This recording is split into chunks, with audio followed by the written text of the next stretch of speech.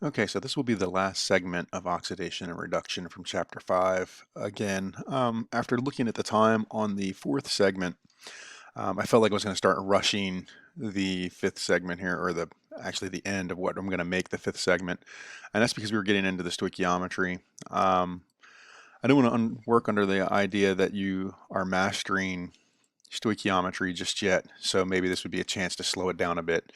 Again, if you feel like you've got stoichiometry under control and you're doing well with it, then you might feel comfortable not worrying about this segment so much.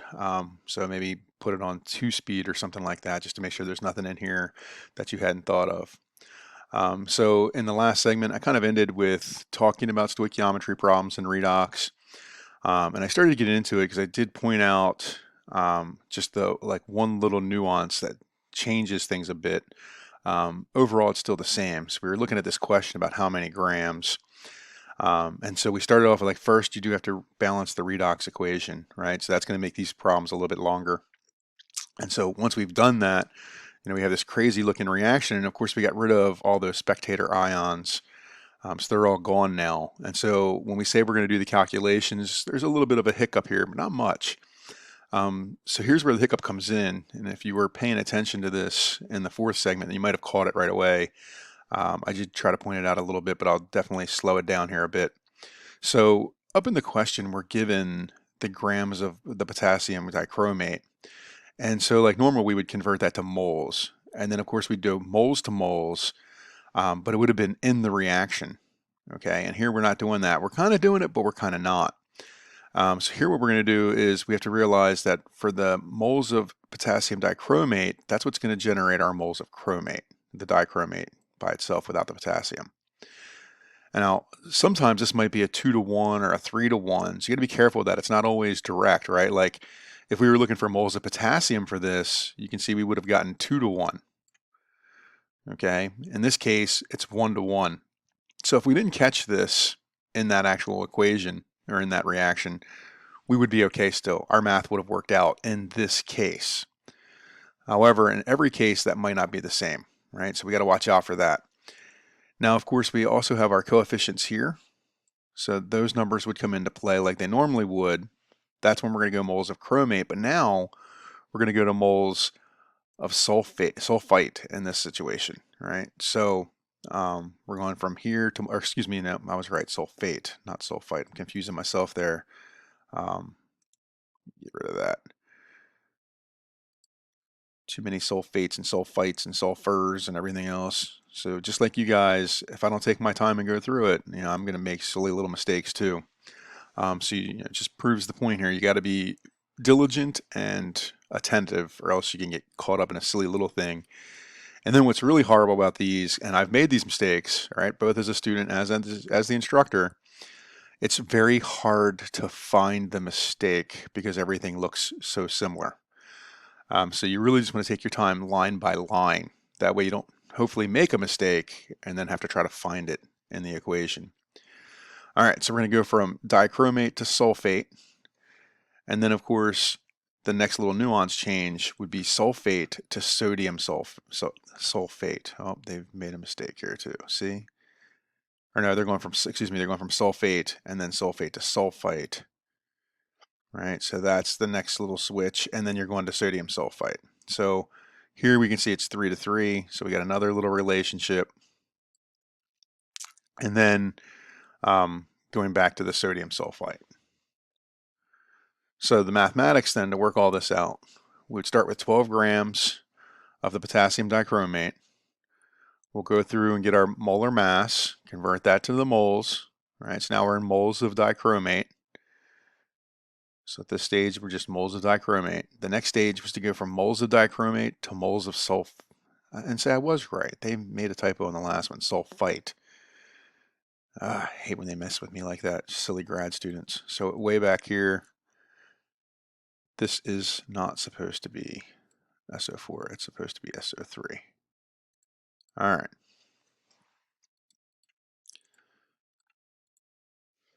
Now we're going to take 0.0421 moles of the dichromate, convert that to our sulfite, and now we're going to work that back to the sodium sulfite, right? So we'll go moles of sodium moles of sulfite to moles of sodium sulfite.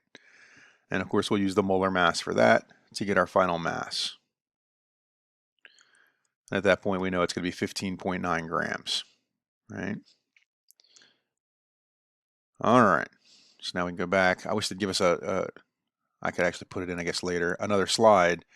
So it says how many grams of sodium sulfite are needed to completely react with the 12.4. And so our final answer then was the 15 grams at the end here. And so we have 15.9 grams. All right, now a lot of times when we look at redox reactions, it's going to be in a form of a titration. So here what we're going to be looking at is equivalence points. Now we haven't discussed a whole lot of stuff about titrations. I gave you the general idea of how these work. We don't get into pH. We did talk about acid naming. But here what we're doing is looking for the equivalence point. Of course, this is when the same number of moles of oxidizing and reducing agents have been mixed together, right? So we looked at it from acid-base point of view. So we'd have a neutral solution. It would be, the pH would be 7. Here, what we're looking at is to balance the oxidation with the reduction, okay? So there's no such thing as a simple indicator here to detect your endpoint, okay? There's 3 very useful oxidizing agents that do change color. So we have potassium permanganate, which is a deep purple, and it fades to almost colorless when the manganese is at a +2, which is a very pale pink.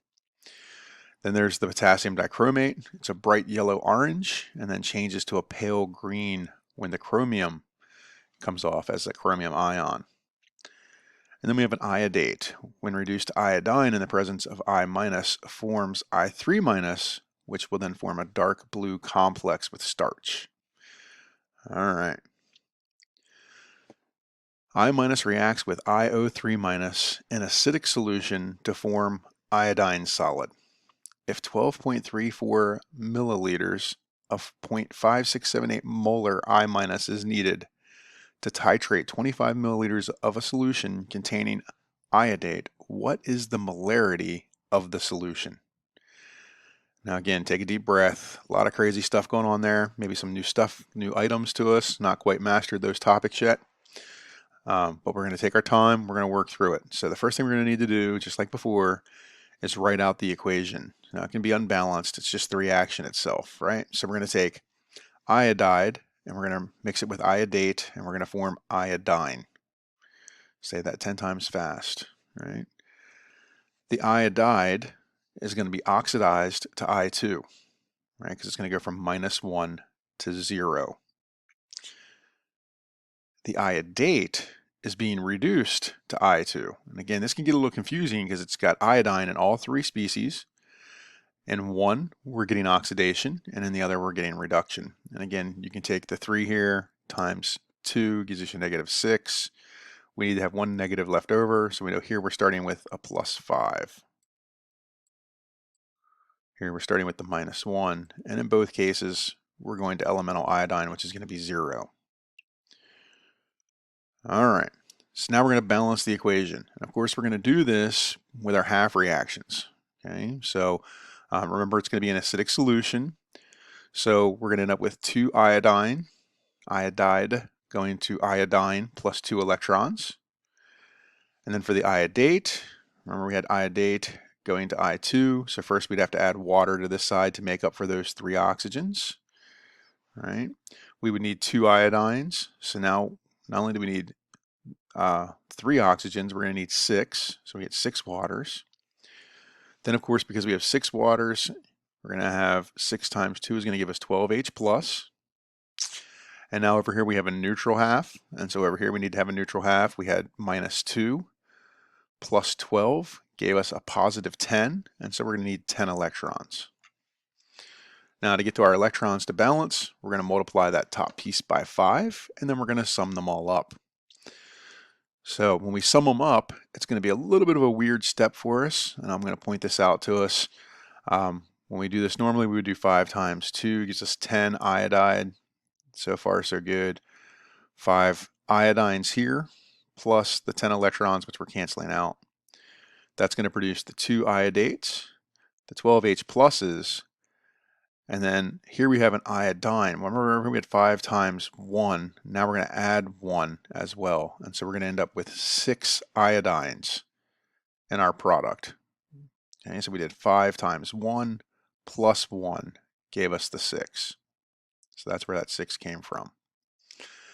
All right, so now after summing all this up, we can see we have 10, 2, 12, 6, 6.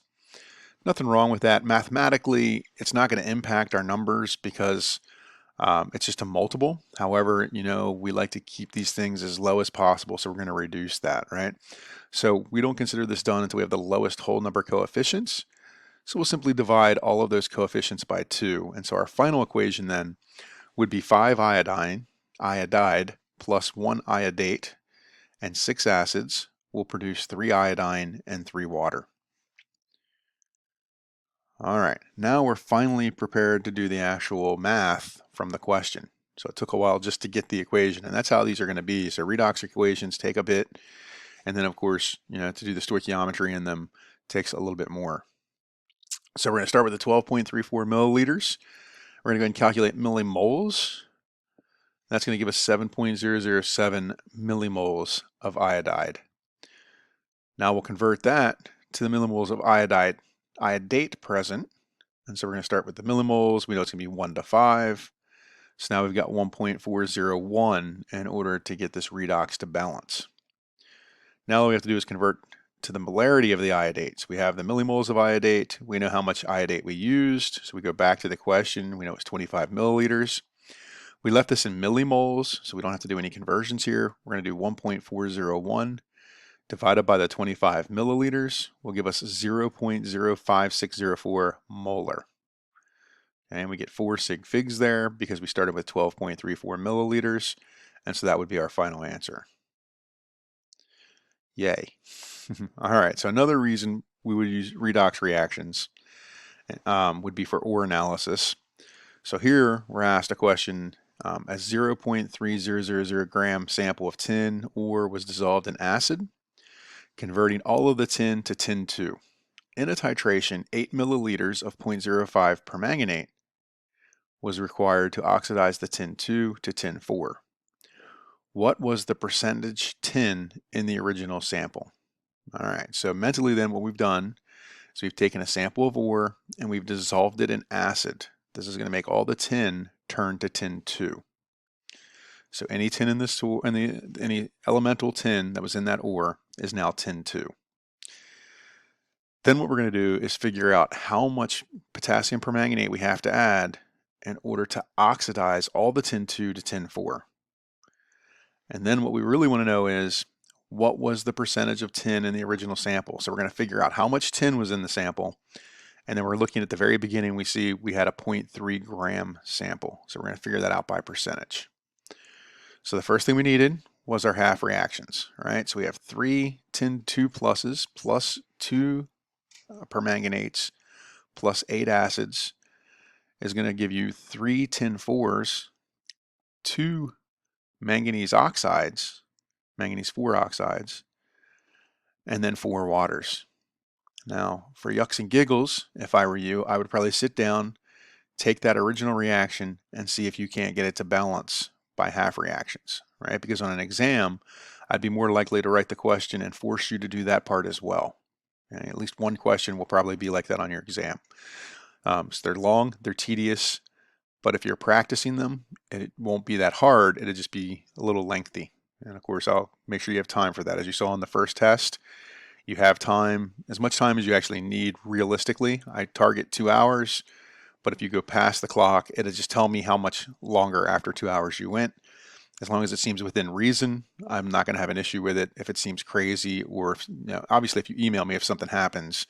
I did have one person in a 110 class ended up taking 8 hours on the test, and that's because their computer died. I guess their computer crashed. They sent me an email when it happened via phone, and then I could see that, yeah, they logged out, but the clock kept going. So again, I can see all that stuff on the other side. So just keep working. If you're working diligently, you're not going to have any issues. But these problems can be a little lengthy. So you just want to be practiced and make sure you're ready for them. All right. So what we want to do then is look at the molarity of the KMnO4, and we're going to figure out moles of KMnO4 from there. Okay. From the moles of KMnO4, we'll be able to get to the moles of the tin. That will tell us the moles of tin 2 plus. From the moles of tin 2 plus, we can get to grams of tin 2 within the sample. And then, of course, once we have that, we can figure out our percentage of tin. So, first step then, we're going to get the molarity of the KMnO4, and we're going to use this in millimoles by just using milliliters. Okay, so again, we don't have to make that conversion from milliliters to liters. If you want to do that step, you can. All of your numbers will work out to be the same. They'll just be off by the decimal as you're working through the problem. So here we have 0.05 molar times those milliliters gives us 0.404 millimoles. Now remember, the next step is to take the millimoles of KMnO4, relate that to the permanganate, and then relate that to the tin 2 plus. So we have 0.404 millimoles of KMnO4. That's going to be 1:1 to get to the permanganate. And the permanganate is going to be 2:3 for the tin. And again, that's coming back from the reaction. So here we have 2 permanganates to 3 tins. Okay. That means we're going to have 0.606 millimoles of tin 2. Now once we have that, we can calculate the grams in the original sample by looking at the grams per mole for tin. So 0.606 millimoles of tin, tin 2 plus to tin is going to be 1:1. We're going to do milligrams of tin here because we're in millimoles, and that way we can go right to grams per mole. Get the milligrams to cancel out, and now we have 0.0719 grams of tin. We know we started with a 3-gram sample, a 0.3 gram sample. So then we're going to simply do it by percentage, and we'll get 24% tin in the original ore sample. All right, so one last problem, your turn. And it's a good thing I didn't try to rush all this. By taking our time, it looks like about a 17-minute video. Had we rushed it, maybe it only took 10 minutes, but that would have been in a 40-minute video. You'd have found yourself going back and forth reversing anyway. All right, so for our last problem, multiple choice here. The amount of hydrogen peroxide in hair bleach was determined by titration with a standard KMnO4 solution. And they've given us the reaction here. They're so kind. If 43.2 milliliters of 0.105 molar permanganate was needed to reach the endpoint, how many grams of peroxide are in the sample of hair bleach? Of course, you can pause here, work on the problem, and then hopefully now you're hitting play and you've got the answer B, 0.386 grams. All right, if you didn't get that, let's see what you did. If you did get it, turn this bad boy off and call it a day. Excellent work. All right. Again, if you didn't get it or if you're off by a little bit, we're going to start with the 0.0432 liters. So that means we're going to take that 43 milliliters. We're going to turn that into liters. We're going to use the molarity we were given here of the permanganate solution. So right now we would be in moles of permanganate. Based on the balanced equation they gave us, it would be 2:5. So we're going to go ahead and get moles of permanganate out of there. We'll be in moles of peroxide at this point.